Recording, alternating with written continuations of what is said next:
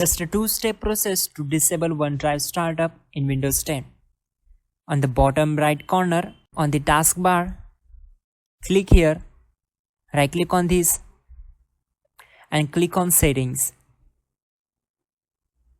It will open Microsoft OneDrive.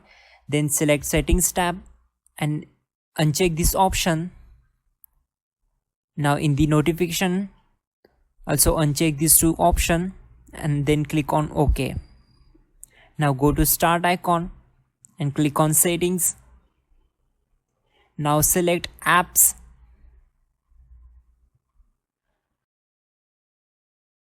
Now here we are going to search Microsoft OneDrive.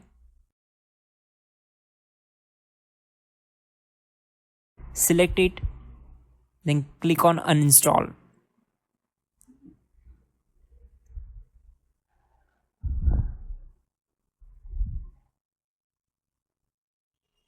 Okay, now close this window and just restart your system.